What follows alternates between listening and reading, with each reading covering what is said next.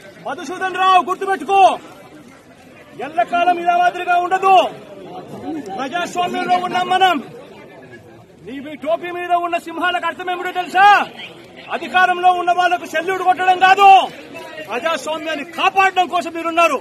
గుర్తుపెట్టుకోండి. అసలు పులివెందల ఎమ్మెల్యే మాట్లాడుతుంటేనే ఇక్కడ చీమలు పరిగెత్తుతున్నాయి. డెమోక్రసీ గురించి ఈడు మాట్లాడుతున్నాడా? అసలు డెమోక్రసీ గురించి అంటే దాని మీనింగ్ ఏంటో నీకు తెలుసా?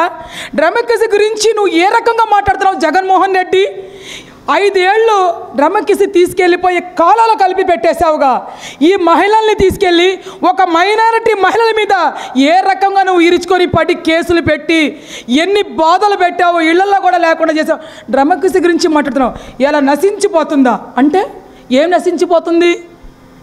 తెలుగుదేశం పార్టీకి కూటమికి 164 సీట్లు ఇచ్చారని నీకు తట్టుకోలేకపోతున్నావా? తట్టుకోలేకపోయి నువ్వు ఏమేం చేస్తున్నావు అనేది ప్రజలు చూస్తున్నారు. గంజాయి వాళ్ళకి నీ గంజాయి ముక్కలతో గంజాయి పంపించి ఈ ప్రభుత్వం మీద చెడ్డ పేరు తేవాలని అది చేసావు. అది మొన్న ఫెయిల్యూర్ అయిపోయింది. ఇంకొక విషయం, మటర్లు వాళ్ళే కొట్టుకున్నట్టు చేసి తెలుగుదేశం పార్టీ మీద పూల్చారంటే అది ఫెయిల్యూర్ అయిపోయావు. అంటే నువ్వు రకరకాలుగా నువ్వు ఏం చేయాలనుకున్నా కూడా నీకు ప్రజలు నమ్మరు. నువ్వు డెమోక్రసీ గురించి నువ్వు మాట్లాడబాకు. డెమోక్రసీ అనే మాట మాట్లాడితే ఒళ్ళు మండిపోతుంది, నీ గొంతు ఆ మాటకి. ఎందుకంటే నీ నేలకి మీద ఆ మాట రాకూడదు. నువ్వు సైకో. నీకు ఒకటే పాలన తెలుసు, గొడ్డల పోటు భూ కబ్జా, గొడ్డల పోట్లు భూ కబ్జా. ఆ రెండో పట్ల ఇవాళ నువ్వు డెమోక్రసీ గురించి మాట్లాడేటప్పుడు నీ బాబాయికి గొడ్డల పోటు వేసినప్పుడు ఎందుకు మాట్లాడలేదు? నీ రక్తంలో పంచుకు పుట్టిన చెల్లెలిద్దరూ రోడ్డు మీద వచ్చి, ఒక చెల్లి నీ బాబాయ్ కూతురు నా తండ్రిని చంపారు బోర్మని ఏడుస్తుంటే, చెల్లెమ్మ నేను ఉన్నాను సునీతమ్మ అని ఎందుకు అడగలేదు? ఎందుకు చెప్పలేదు జగన్మోహన్ రెడ్డి? అరే పులివెందల ఎమ్మెల్యే, ఇలా నువ్వు కూడా డెమోక్రసీ గురించి మాట్లాడుతుంటే ఈ కార్యకర్తలు గుండెలు నిజంగా ఏదైనా ఉంటే నీ నేలకి కొయ్యాలనిపిస్తుంది. అంత కోపం వస్తుంది. డెమోక్రసీ అనే మాట నువ్వు తీసేయి. నువ్వు జస్టిస్ అనే మాట తీసేయి. జస్టిస్ అనే మాట కూడా నీకు లేదు. డెమోక్రసీ అనే మాట నీకు నీ నోటికి రాకూడదని చెప్తున్నావు. అసెంబ్లీకి ఎందుకు వెళ్తారండి? అసెంబ్లీకి వెళ్ళి చేయాల్సిన పనులేంటి? వీళ్ళు చేసే పనులేంటండి? రోడ్డు మీద ప్లకార్డులు పట్టుకొని లోపలికి వస్తూ ఉన్నారు. ఇదే జగన్మోహన్ రెడ్డి, ఇదే వైఎస్ఆర్ పార్టీ ఎమ్మెల్యే కొడాలి నాని, అదేనండి గుడివాడ గూట్లే. వాడు ఏం వాగాడండి? మీకు కొన్ని వీడియోలు చూడండి కావాలంటే. అధ్యక్ష, మరి అసెంబ్లీ లోపలికి వచ్చేవాళ్ళు ప్లకార్డులు పట్టుకొని రావచ్చా? కార్ల వైపు నుంచి రావాలి, కానీ వీళ్ళేంటి అధ్యక్ష మెయిన్ గేట్లోంచి వస్తాడు? వీడమ్మ మొగుడు జాగిరా. ఆనాడు మెయిన్ గేట్లోంచి రావద్దు, వెనకమాల దొడ్డిదారులోంచి రావడానికి ఏమన్నా దొంగలవా? ఏమన్నా గెలిపించుకున్న శాసనసభ ఎమ్మెల్యేలు, ప్రతిపక్ష హోదా కలిగిన నాయకులు, ఆనాడు నువ్వు అన్ని కుక్కవాగుడు వాగావే. జగన్మోహన్ రెడ్డితో సహా ఎవరన్నా ప్లకార్డులు పట్టుకొని వస్తారా అధ్యక్ష లోపలికి అన్న ఆ నోరు ఈరోజు ఏమైపోయింది? మర్చిపోయావా? మతి భ్రమించిపోయిందా? గుర్తులేదా? ఈరోజు నువ్వెలా ప్లకార్డులు పట్టుకొని వస్తే నేను లోపల రానిస్తారు అనుకున్నావు? నిన్ను మెయిన్ గేట్ దగ్గర నుంచి లోపలికి రానివ్వడమే ఎక్కువ. ఇదే పవన్ కళ్యాణ్ని కనీసం అసెంబ్లీ గేటు కూడా తాకనివ్వను అన్నావు. అదే పవన్ కళ్యాణ్ ఈరోజు 21 సీట్లకి 21 సీట్లు గెలిచిన నాయకుడు. ఎక్కడైనా యావత్ భారతదేశ చరిత్రలో ఇతర దేశాలైనా చూసుకోండి, ఎన్ని సీట్లు పోటీ చేస్తే అన్ని సీట్లు గెలిచిన చరిత్ర ఎక్కడైనా ఉందా? అది పవన్ కళ్యాణ్ గారికి ఒక్కరికి మాత్రమే సాధ్యం. That is Pawan Kalyan, that is కూటమి ప్రభుత్వం. గుర్తుపెట్టుకో. పవన్ కళ్యాణ్ మాట అన్నారు, మాట నిలబెట్టుకున్నాడు. అదే గేట్లు బద్దలు కొట్టుకొని ఈరోజు అసెంబ్లీలో కాలు మీద కాలేసుకొని దర్జాగా కూర్చున్నాడు. ఎవడొస్తాడో రండిరా అని. అది పవన్ కళ్యాణ్ అంటే. మీరు మాట్లాడిన మాటలు ప్రతి ఒక్కటి కూడా ఆన్ రికార్డే. ప్రతి ఒక్కటి మాకు ఇక్కడ ఉంటుంది. నీకులాగా అరికాల్లోనో మోకాల్లోనో ఉండదు. ప్రతిదీ మేము గుర్తుపెట్టుకుంటాం. నువ్వు ఈరోజు పోలీస్ వ్యవస్థ మీద విర్రవీగిపోతా ఉన్నావు, కన్నెర చేస్తూ ఉన్నావు. అంటే భయపడిపోతారనుకుంటా ఉన్నావా? ఇదే పోలీస్ వ్యవస్థని నువ్వు అడ్డం పెట్టుకొని 3 సింహాలు ఉన్నాయి, అధికారం గెలిచిన ఒక సెల్యూట్ కొట్టడానికి కాదు, ప్రజాస్వామ్యానికి పనిచేయడానికి అని చెప్తా ఉన్నావు. మరి ఆ రోజు ఏమైపోయింది? ఎక్కడ పడితే అక్కడ నీకు సెల్యూట్ కొట్టడానికే, నీ నాయకులకు సెల్యూట్ కొట్టడానికే సరిపోయింది కదా టైం అంతా. ఒక బానిస కుక్కల్లాగా వాడుకున్నావు నువ్వు పోలీసు వ్యవస్థని, లా అండ్ ఆర్డర్ని. నీ కాళ్ళ కింద బానిసల్లా వాడుకున్నావు. నీ చెప్పు చేతల్లో నడిపించుకున్నావు. ఇదే గౌతమ్ సవాంగ్ని డీజీపీ గౌతమ్ సవాంగ్ని నీ ఇష్టానుసారంగా నీ పార్టీకి అనుగుణంగా ప్రెస్ మీట్లు పెట్టి మాట్లాడించిన రోజులు ఉన్నాయి, సందర్భాలు ఉన్నాయి. నువ్వు మర్చిపోయావా? కానీ ఈరోజు ఈ ప్రభుత్వం ఏం అట్లా పోలీసులు అట్లా లొంగపరుచుకోవట్లేదే. చట్టాలు కొన్ని ఉన్నాయి. ప్రజాస్వామ్యంలో చట్టం తన పని తను చేసుకుంటూ పోయింది కాబట్టి చట్టానికి అనుగుణంగా చట్టం రీతిలోనే పోలీస్ వ్యవస్థ నడుస్తూ ఉంది. ఈరోజు ఒకటి మాత్రం నేను చాలా గౌరవంగా చెప్పగలను, ఈరోజు ఒక మనిషిలా మాట్లాడాడు జగన్మోహన్ రెడ్డి. నిజంగా ఒక అమ్మకి అబ్బకి పుట్టినోడిలాగా మాట్లాడాడు.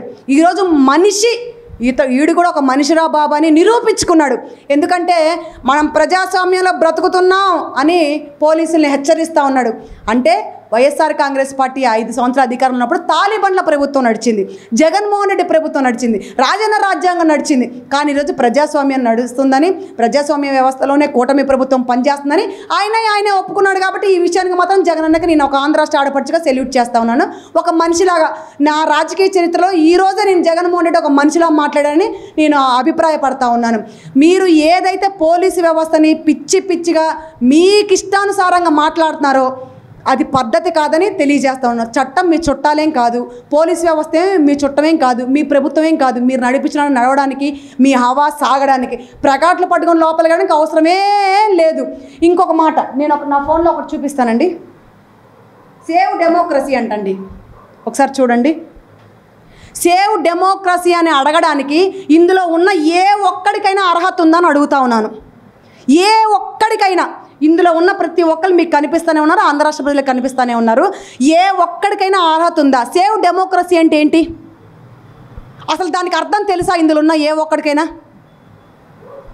ఇందులో ఉన్న ప్రతి ఒక్కడి అరాచకాలు, అవినీతి, ముఖ్యంగా ఆడబిడ్డల మీద రేపులు చేసిన వాళ్ళు, చంపేసి డోర్ డెలివరీలు చేసిన వాళ్ళు, ఈ పుంగనూరు పుడింగి 190 కోట్లు 19,000 కోట్లు దోచుకున్నాడు మైనింగ్లో. ఎక్కడ పడితే అక్కడ భూ కబ్జాలు, స్కాములు, ప్రభుత్వ ఆస్తి ఎక్కడ కనబడితే ఇక వీడి వశమైపోవాల్సిందే. అలాంటి ఈ పుంగనూరి పుడింగి ముసలి నక్క వీడిరోజు సేవ్ డెమోక్రసీ గురించి మాట్లాడుతూ ఉన్నాడు. బాబాయిని గొడ్డలి పొడితో చంపించేసి అధికారంలోకి వచ్చిన ఈ జగన్మోహన్ రెడ్డి ఈరోజు సేవ్ డెమోక్రసీ గురించి మాట్లాడుతూ ఉన్నాడు. ఒక దళితుని చంపి డోర్ డెలివరీ చేసిన ఎమ్మెల్సీ ఈరోజు సేవ్ డెమోక్రసీ గురించి మాట్లాడుతూ ఉన్నాడు, పోరాటం చేస్తూ ఉన్నాడు. దళితుల్ని ఊచకోత కోయించిన ఒకడు ఈరోజు సేవ్ డెమోక్రసీ గురించి మాట్లాడుతూ ఉన్నారు. శ్రీకాకుళం రౌడీలు ఈరోజు సేవ్ డెమోక్రసీ గురించి మాట్లాడుతూ ఉన్నారు. సీమలో పీకలు కోయించినటువంటి వాడు కూడా ఈరోజు సేవ్ డెమోక్రసీ గురించి మాట్లాడుతూ ఉన్నాడు. ఇందులో ఒక్కడైనా నీతి మాలిన రాజకీయాలు చేసి నీతి రాజకీయాలు చేసినప్పుడు ఎవడైనా ఉన్నాడని అడుగుతా ఉన్నాను. ఏ ఒక్కడైనా సరే మంచి పరిపాలన అందించి వారి నియోజకవర్గాలు అభివృద్ధి చేసినప్పుడు ఎవడైనా ఉన్నాడని అడుగుతా ఉన్నాను. వీళ్ళకి ఏ హక్కు ఉంది, ఏ స్థాయి ఉంది, ఏ స్తోమత ఉంది, ఏముందని వీళ్ళు ఈరోజు సేవ్ డెమోక్రసీ గురించి అడుగుతా ఉన్నారు. వీళ్ళకి అసలు సేవ్ డెమోక్రసీ గురించి అడగడానికి అర్హత ఉందా ఆంధ్ర రాష్ట్ర ప్రజలు ఒకసారి తెలుసుకోమని కోరుతా ఉన్నాను. ఇందులో ఉన్న ప్రతి ఒక్కడు కూడా తప్పులు చేసి అరాచకాలు చేసి చంపేసి నా కొడుకులే ప్రతి ఒక్కరు కూడా. ఎవ్వరు కూడా నీతి జాతికి చెందిన వాళ్ళు ఒక్కరు కూడా లేరని ఆంధ్ర రాష్ట్ర ప్రజలు తెలియజేస్తా ఉన్నాను. ఆయన ఎమ్మెల్యేకి ఎక్కువ, సీఎంకి తక్కువ అన్నట్టుగా గతంలో సీఎం చేశారు ప్రజలు. ఎందుకంటే తండ్రి లేని బిడ్డని జాలి తలిచారు. నీకు అసెంబ్లీలోకి ఒక గౌరవంగా రానిచ్చారంటే అది విజనరీ చంద్రబాబు నాయుడు గారి హోదా. అది ఆయన ఒక ముఖ్యమంత్రి 4 సార్లుగా, ఇప్పుడు 4వ సారి చేస్తున్నారు, 3 సార్లు ముఖ్యమంత్రిగా చేశారని చెప్పేసి ఆయనకు తెలిసింది పరిపాలన ఏంటనేది, ప్రజలకు ఎలా గౌరవించాలనేది. నువ్వు ఈరోజు డెమోక్రసీ గురించి మాట్లాడుతున్నావు. అసలు నీకు తెలుసా ప్రజలు ఏంటో తెలుసా? అసలు ప్రజానాడేంటో తెలుసా? ప్రజలకి ఎంతసేపు ప్రజారక్తం తాగావు నువ్వు, ప్రజలకి ఎంతో మందికి బలి చేసావు నీకు అసలే నువ్వు రాజకీయ ఉగ్రవాది. నువ్వు అసలు ఎందుకు పనికొస్తావు? నువ్వు రాజకీయాలకు అసలు ఎందుకు పనికిరావు? ఎంతసేపు మైనింగ్ మాఫియా, గంజా, ఎర్రచందనం ఇలాంటి వాటి మీ భూ కబ్జాలకి నువ్వు వాటి మీద పడేవాడివి. నీకు అసలు డెమోక్రసీ ఏం తెలిసి నీకు ప్రజల గురించి అసలు నీకేం తెలుసు? అందుకే నీకు అదలపాత్రను తొక్కేసి దక్షిణం ఇచ్చినట్టుగా నీకు 11 సీట్లు ఇచ్చారు. వాళ్ళు కూడా ఉంటారు లేదు, వాళ్ళు కాపాడుకోవడానికి జస్టిస్ చేసుకో. వాళ్ళ దగ్గరికి వెళ్ళి గవర్నర్ మీద, అసెంబ్లీ దగ్గర, డిపార్ట్మెంట్ మీద నువ్వు మాట్లాడే అర్హత అసలు నీకు లేదు. వాళ్ళకు కూడా నువ్వు ఎంత సైకో విధానం చేసావంటే వాళ్ళని కూడా పోలీసుల మీద కూడా నువ్వు ఎంతో దాడి చేసావు. నువ్వు అసలు వాళ్ళ జీతాలు ఇవ్వకుండా వాళ్ళకి ఎంతో ఇబ్బంది పెట్టావు. నువ్వు ఎంతో మందికి అసలు నువ్వు ఒక కబ్జాదారులాగా నువ్వు నీ కబ్జాలో పెట్టుకున్నావు. కానీ ఇప్పుడు వాళ్ళ జీవితాలందరూ విశాలంలో ఉన్నాయి. నారా చంద్రబాబు నాయుడు గారు అధికారంలో వచ్చారు, మాకు ఎంతో విసారంగా ఉంది. మా మనసు కానీ, మా జీతాలు కానీ, మా ఉద్యోగాలు కానీ, మా ప్రాణాలు కానీ మేము కాపాడుకుంటాం. ఆయన దగ్గర ఉంటే మేము చచ్చిపోయేవాళ్ళం. అసలు నీ బాబాయికి గొడ్డలు పెట్టి నరికినప్పుడు నువ్వు ఎందుకు జస్టిస్ చేయలేదు జగన్మోహన్ రెడ్డి? అసలు నీ గురించి మాట్లాడాలన్నా మాకు అసహ్యం వేస్తుందని చెప్పేసి సభాముఖంగా తెలియజేస్తున్నాను. మొట్టమొదటి మాట ఇచ్చిన ముఖ్యమంత్రి ఎవరంటే నారా చంద్రబాబు. అది మెగా డిఎస్సి మీద సంతకం పెట్టారు. పింఛన్ మీద అసలు గతంలో నువ్వు 3,000 రూపాయలు ఇస్తానని 5 సంవత్సరాలు చేసావు. ఆ 3,000 రూపాయలకి 250 ఒకేసారి అప్పుడే 3,000 రూపాయలు ఇస్తానన్నారు చంద్రబాబు నాయుడు గారు. ప్రజలు అందుకే ఈరోజు బాధపడి చంద్రబాబు నాయుడు గెలిపించుకున్నారు. 7,000 రూపాయలు పింఛన్ తీసుకున్నారు. 3,000 రూపాయలు 3 నెలలు పెన్షన్ కలిపి చక్కగా 4,000 రూపాయలు కలిపి 7,000 ఇచ్చారు. ప్రజలు వాళ్ళ కష్టాలు కొద్దనే తీరిని. అసలు ఎంత ఆనందం, ముసలోళ్ళు అయితే ఎంత ఆనందపడ్డారో, ఎంత దీవించారో. చంద్రబాబు నాయుడు గారు నువ్వు ఉన్నంతకాలం నువ్వే సీఎంగా ఉండాలి, మాకు ఇంకొకళ్ళు వద్దు అని చెప్పేసి అసలు వాళ్ళు ఎంత సంతోషం వ్యక్తం చేస్తున్నారంటే, మాట తప్పని మడం తిప్పని నాయకుడు ఎవరంటే అది నారా చంద్రబాబు నాయుడు గారు. యువ నాయకుడు నారా లోకేష్ గారు. ప్రజల్ని ఆదుకునే నాయకుడు ఎవరంటే నారా లోకేష్ గారు. ఎందుకంటే కూటమి ప్రభుత్వం వచ్చాక ప్రజలు ఎంతో విలాసంగా జీవిస్తున్నారు. 45 రోజులే, ఇంకా 5 సంవత్సరాలు ఉంది, ఇంకా ఎంతో ఉన్నతంగా ప్రజలు జీవిస్తారు. మహిళలైతే ముఖ్యంగా దీవిస్తున్నారు. ఖచ్చితంగా నమ్మకం ఉంది. ఎందుకంటే గత ప్రభుత్వంలో అరాస్కాలు మహిళలు ఎంతో బలైపోయారండి. ఖచ్చితంగా మార్పు వస్తుంది, అభివృద్ధి వస్తుంది, ప్రజలు ఉపాధి పొందుతారు, ఉద్యోగాలు, ఉపాధి అన్నీ మంచి జరుగుతాయి. అసలు నువ్వు స్వరాజ్య మైదానంలో అంబేద్కర్ స్టాట్యూ వేసావు. నువ్వు ఎందుకు అది? చక్కగా రాజధాని కట్టాల్సింది. ఈరోజు చంద్రబాబు నాయుడు గారు ఆ రోజు ప్రకటించారు రాజధాని, ఈరోజు రాజధాని అమరావతి రాజధాని.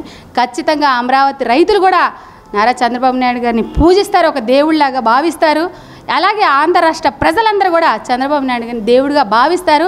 ఖచ్చితంగా కూటమిలో ప్రజలందరూ సుఖశాంతిగా, ముందు ఆత్మవిశ్వాసం చచ్చిపోయింది, మానవత్వం చచ్చిపోయింది, దాన్ని బతికించుకుంటూ 5 ఏళ్ళు ఖచ్చితంగా ప్రజలు ఈ పరిపాలనలో కొనసాగి సుఖంగా జీవిస్తారు.